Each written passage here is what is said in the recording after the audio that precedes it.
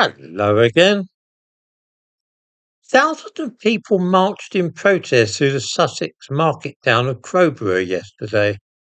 They are angry because the former army base where the local cadet force used to meet is now being used to house illegal immigrants. 500 young men from Africa and Asia are being moved there. The residents of the quiet and picturesque town just want to be left alone. They don't want hundreds of foreigners dumped on them in this way without any consultation. Yesterday, they protested vigorously by marching through the town to the base. This is, of course, their democratic right. What makes the situation disturbing, though, is that because they live in East Sussex, they are being denied the opportunity to express their strong feelings at the ballot box in the local elections due to be held in May.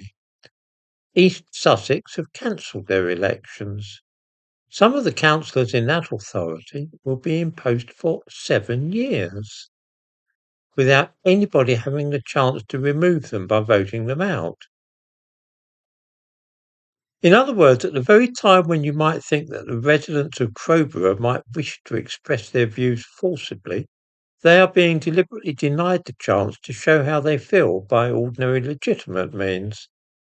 This is a terrible thing to happen, both from an objective ethical position, in the sense that it is wrong to deny people democracy, but it's also a very dangerous game to play.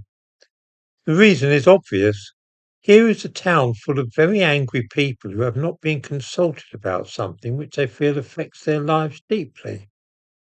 In some areas, for example the Epping Forest district in Essex, the local residents association puts up candidates at the elections, people whose only interest is local affairs, and they fight just for the town.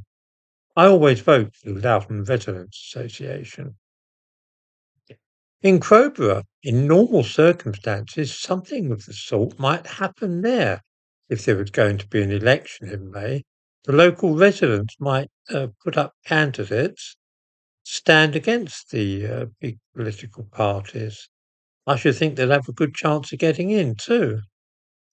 But of course, because elections have been cancelled, there's no democratic path to changing anything. This situation will affect over 4 million people this May.